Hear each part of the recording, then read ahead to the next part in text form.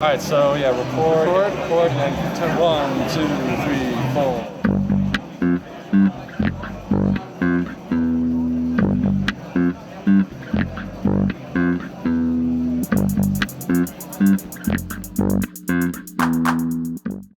It's the first time I've actually seen it in person. I've never touched one, Excellent, but yeah. after all the research I did on it, I was totally floored. Right. And I cannot tell you, by the way, I'm sorry, my name is Ted. Michael, nice to meet you. And this is my friend Jonathan. Hi, Jonathan, nice to meet you.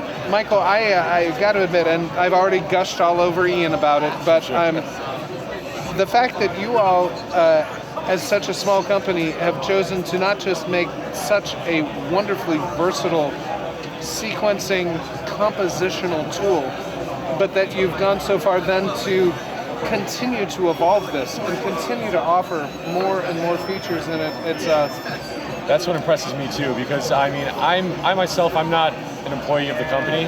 Oh, really? I'm a user. I actually bought my Deluge about a year and a half ago or less. And, you know, same as you, I was looking at the MPC Live, the OP1, you know, all the groovebox time of thing, that step up from the circuit kind of is what I was looking for.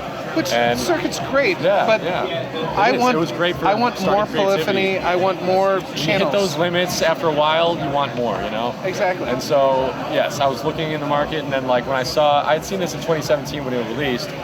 Last year, 2018, I saw the Super Roof video with Ian showing off the waveform view and recording to a Ranger, and I'm like, okay, wow, this has stuff none of that other stuff has, you know, like. And then really looping, impressive. So the yeah, looper, I'm like, in the past year since I've owned it, it's grown incredibly, and it's getting better. The fact that they don't have any other products except a few accessories for this, that they're just pouring everything into this unit and trying, instead of the next product, what's the next thing we can sell people?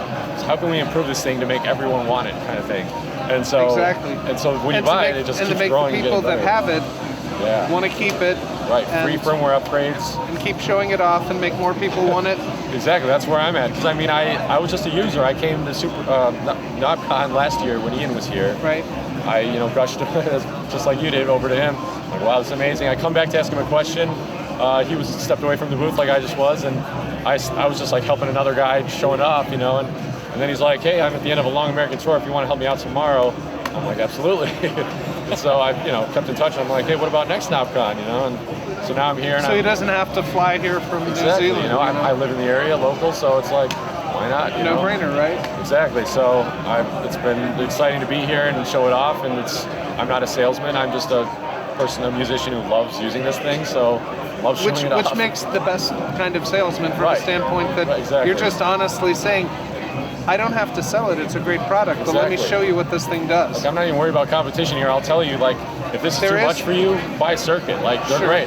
But, or, the Torres, the Squid, you know. Right. I hear about limitations with either, though. That, yeah. In fact, that was the thing. I saw the announcement of the Squid, and I'm like, oh, wow, this is what I'm looking for. And then I started to hit limitations, and I'm like, there's got to be something. I'm like, there isn't. Oh, my God. There is something. Yeah, I love the lack of limitations. Just like something as silly as this that I think is so fun is like, let me play whatever you have here. I was just around. Let me start a new one. Yeah, please do. I'm also getting used to using this upside down for the first time, so that's always fun. If you want to come around on this side with us, I understand. That's okay. I'm getting sort of used to it. All right, so tempos is the thing I was going to talk about, just the limitlessness of it. You know, most things don't go to above 400.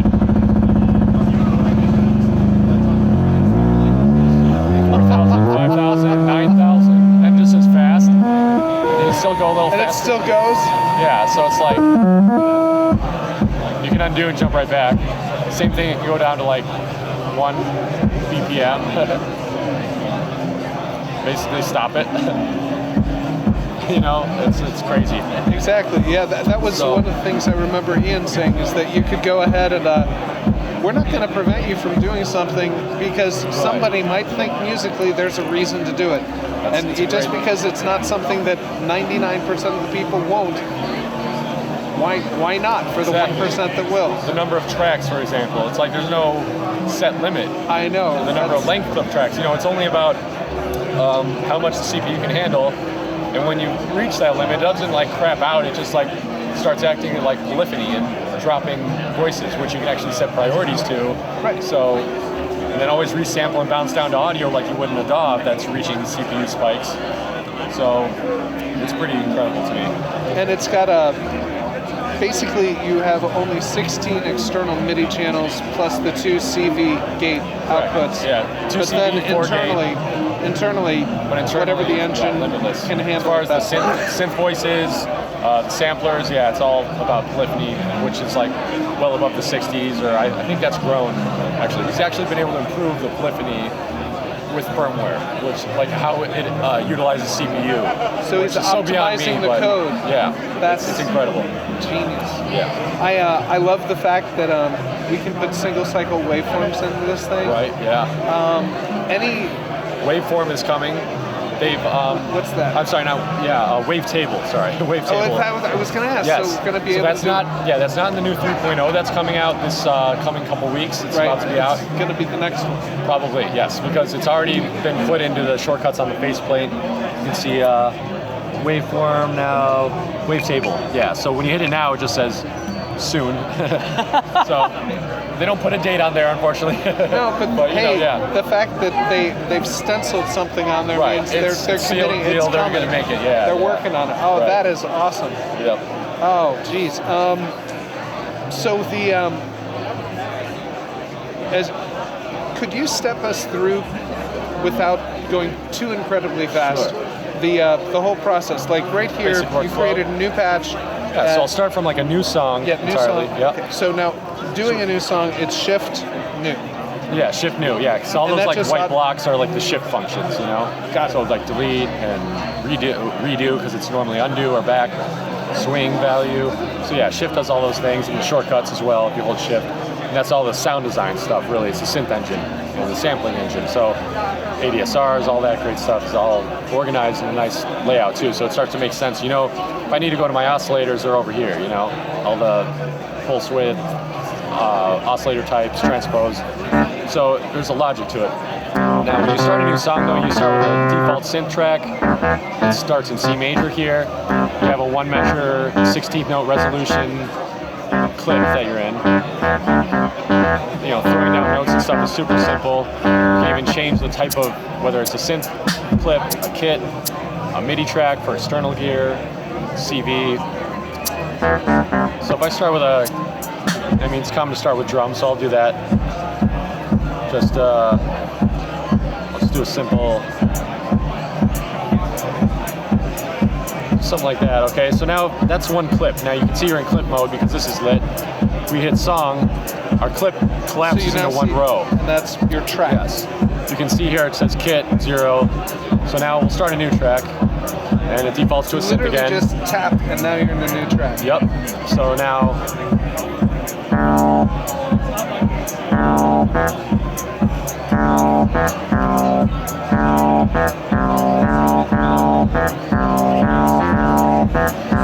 something like that, you know. I can add side chain for that will automatically be mapped to that kick.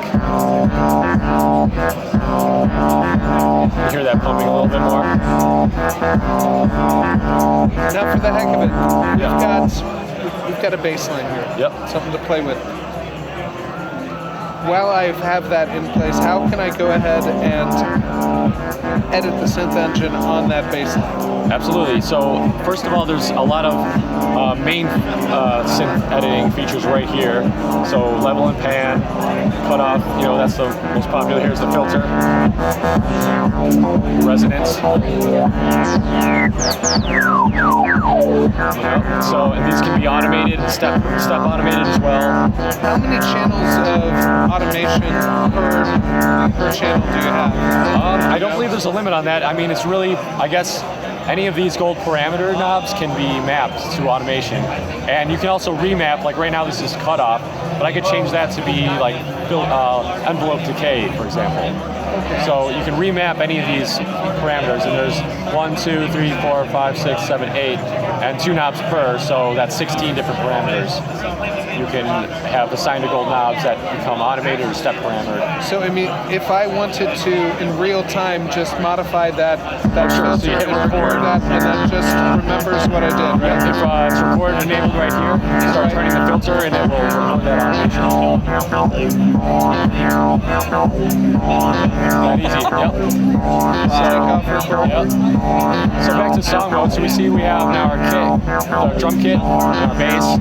Now, if I hold the drum kit, press an empty lane, it made a copy, it made a pink version, so another clip of the same instrument. Only one can play at a time, because they share the same instrument. But I can go, if I want to explode out one of those again, how do So I hit the bottom row. The bottom row? This one, this row, the bottom drum kit. So hit something in this row. Just hit something. Actually, I want to do this one. Want to do the first one? Okay. If I tap that, it opens it up. So I can go ahead and on that one, I can get rid of that. Oh yeah. So now I've just got, so then I play with that. Yep. And then hit the other one and it'll, And notice it quantizes to the end of the loop, so before it switches, which you can override by holding shift. So you can jump it if you want to, but otherwise it assumes that Since you you want want to to keep it, But that way you can create a really complex, good groove. Oh yeah. And then Let's do the same thing with the synth bass. So I duplicate that. Let's just like make it a long note or something for ease of quickness. So right, and now I have like 2 sections. These are working like sections now. So if I hit the blue, it launches all the blue. Hit the pink, it launches all the pink. So you create full sections. I mean, these are just 1 bar loops, but any of those clips can be 4 bars, 8 bars, whatever you want them to be. It could be 100 like bars. 150 bars. Exactly. I know it's Yeah, like yeah. They I don't know if you want to change sections after a whole 150 bars, but you know what I mean. But yeah, but yes, if it's you the like possibility. came up with like a crazy long solo or something, and you just wanted to loop whatever, Keep it and you want looping. that one And in track. fact, you can also be like, well, I want it instead of infinity, I want the pink section to go 2 times through. See, they're flashing because that means there are a change. It counts down and then it And stops. Oh, so if I did that with the blue, it would have switched automatically to pink. It goes downward to so the that's next. how you'd go word. ahead and create song mode. But actually, more intuitive than that, what I like is the arranger mode, which, see now, we only have 2. We have the drum kit and the synth. Now we can lay down clips that we created in song mode. We have our different sections. If I touch the blue, it like copies it, paste, back to pink. And then you can actually do stuff like this where you hold shift. We'll do which one's the drum? Okay. I'm gonna make that white. Now what that means is it's unique. It doesn't exist in the song mode, and it doesn't exist anywhere else. And you can go in and Drum edit fill. that different. Yeah, so, because like right now, if I change anything on a red clip, let's go back. It's going to change all of them. Yeah, or the blue. So the blue's just that. Let's add like a clap at the end. So now every blue has that clap. Yes. Which is great if that's what you want to do. Absolutely. So but that's if you want to do, like you said, that drum fill, that right, is you made awesome. it unique, so I made that little fill, because you only want drum fills in certain spots typically.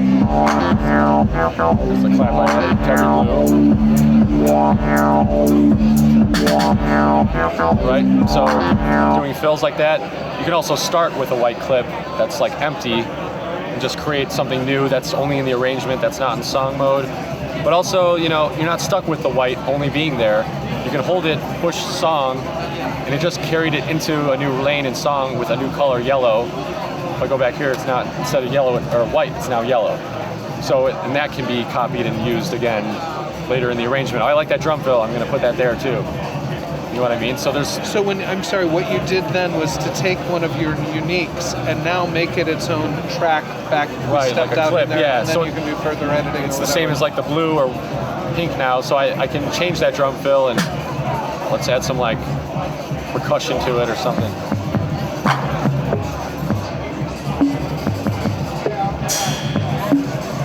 Sure, that's gonna sound weird, I'm sure, but yeah, it is, but you know, not too bad actually. It could have been worse, yeah. Good so for now that's in upside down. both. That change to that added stuff is in both yellow clips because it behaves like the other ones where they have a color. They're all linked. They exist in song mode, but it came from a white clip originally because it only existed in the Ranger. So if we go to just a lot of flexibility. clip was where we were, or how do we get? So to jump into the clips, you have to like push on it, like not on the head because the head will get rid of it, the tail of it, which you can also zoom in this mode as well. So you see the head, which places clips or changes the color.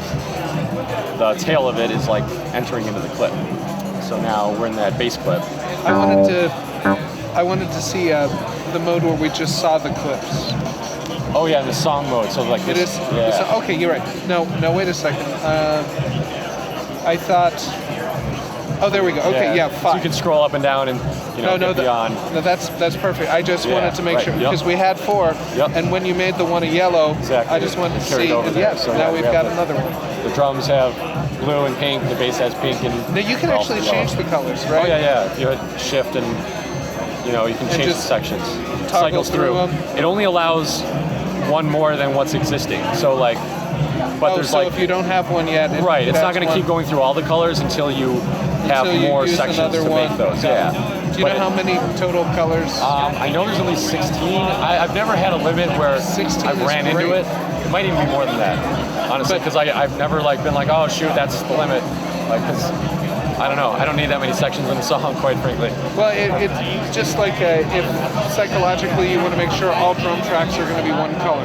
Right. So I always know, just looking real quickly, that's that. You're Sure, and you scrolling can up also and down. control colors like in here. Like, let's say I always want my kick to be, what do you call it? I want my kick to be blue all the time. And I want my clap. I like when my claps are red, something like that. So you can like individually change colors of drum sounds. There's a little less flexibility with the synths. You can still change those, but it's like it's part of a spectrum. So it's like if I add in some notes way up high in that same clip, we're gonna be green or. Oh, it's where they are in the octaves. Yeah, but you can change. You can kind of see how they cycle. So like if you have a bass line, it's probably within 1 octave, you can make it green, Got it. in that sense. So that when you go to song mode, you can actually see those are my blue kicks and the red clap. So even though it's condensed into one row, you still kind of get a color visualization of the different types of sounds you have if you use color coding in a way. But also you can do this, and now with the QWERTY keyboard, when you save a song, You can actually title it, yes. And then I remember when they announced it, I was like, oh. yeah, and I mean, even just for titling tracks though too, because otherwise they use the preset number. I mean, I named my presets as well. These are some defaults, but all sorts of different stuff, named, categorized and whatnot. But yeah, you can use this and then the name button to name each track where I usually name it just like drums, bass, whatever. So if I type in B-A-S-S, enter. Now it says bass. I don't have a bass playing here, but, yeah, that's the idea. So I mean, so I can quickly, and that Pick it, translates. you know immediately what that is. Right, and it translates to song mode too. If I go there, it says bass, just holding on it temporarily. Oh, that's my bass track. And even while it's playing, if you hold it, you can actually use effects and parameters. Like, which one's the synth? There we go. So let's play. Oh,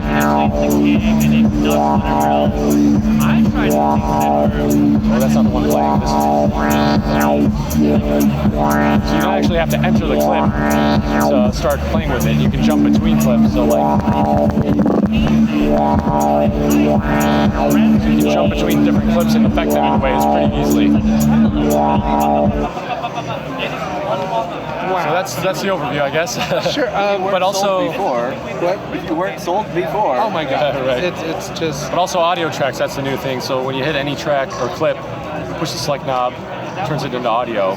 So from there you can actually browse and like load in audio samples or loops or whatever, or you can actually record direct to it within time, So if I get back out of here.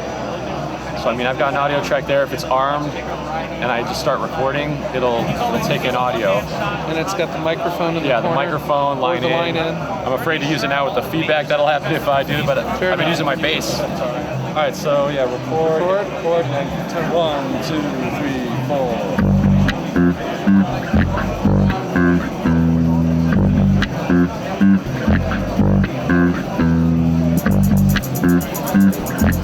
timing was a little wonky. I'm better with my feet, but so the tempo, it assumed it from the length of my clip, so it's 116. But so I can already like start doing stuff to a grid on top of it. Go back to song. So I hold this and press record. Oh, wait, undo. I'm upside down, so it's funny for me.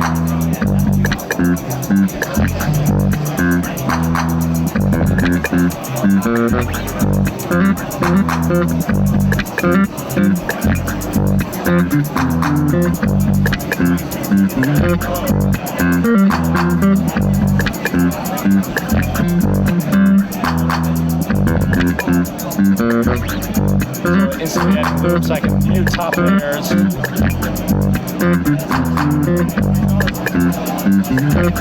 Shit, dude. So I got rid of the original. I can process them differently, like add effects and drive and. Greg decided to run off real quick, so Cool. See, cut out. So I add a little drive. Maybe high pass filter, and you get out the low end of the top sample. Add some modulation, like flanger type stuff. Reverb. Delay.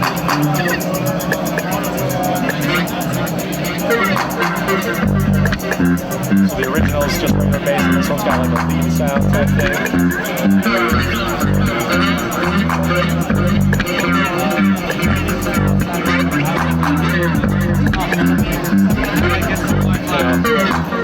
So, yeah, this is not the most intuitive way to do it for me, but it's not the most inspired performance, but at least you get the idea of what can be done with that. And another thing I do is like I have another audio clip here that's blank, and I had it intentionally in the pink.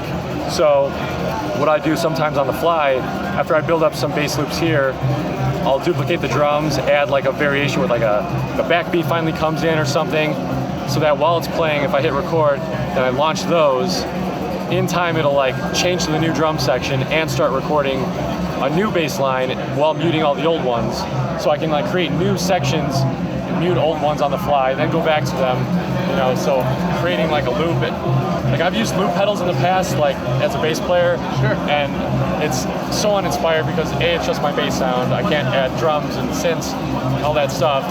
But B, like you can't separate the layers. You can't do different sections. Every time with a looper, basically it just keeps adding and adding and adding. Right. But you can't then say, oh, I want to choose the third and the fourth thing that I do. Exactly. So you can do that with this. It just keeps. Oh man. You can even like, yeah, and you can change the behavior instead of like right now it's like layering. This has infinite channels. Oh, infinite channels. It keeps until the processor runs out, but you can have 125 different channels. Oh, yeah. Wow. It just keeps going. And so with those layers we add that are like a looper, even though we can still separate them, they're layering on top. There's a different mode where you get them to replace each other. So each one's like a new pass, like you're doing different takes, for example. Like just keep doing vocal takes, and then you can like alternate between them. Oh, which one sounds the best? Oh, I sounded shitty here, but you know, so very flexible. I'm trying to. I wanted to find something that I could actually perform with, play with, and compose with. Right. This is great for that. And well, exactly. That's why I was drawn to this. Were you there last night at the performances by chance? I stuck my girlfriend in, and she took some videos. So. Cool. Yeah. Are you gonna post anything to the web? Oh, absolutely. I mean, I've already got on my Instagram stories, but like you know. The fact that I can like just walk around with only a quarter-inch out. Now, are you just you've got a single cable like you would on the bass with that? Yep. Right now it's just a single like just the line out. I'm just walking around doing stuff. I also have a music stand, just a regular sheet music reading stand that's flattened out, and I just put that on there along with the pedal for my bass. And that's it. I had the launch pad on the floor. I was using my bass. This right now. It's battery operated, and it's a rechargeable battery, and it's a user-replaceable rechargeable battery. So if it finally craps out on you, just take a couple screws off the bottom and take it out. You put a new one in, and you get a local store. Yes, one of these, which you can buy at any vape store. Oh, there you go. All right.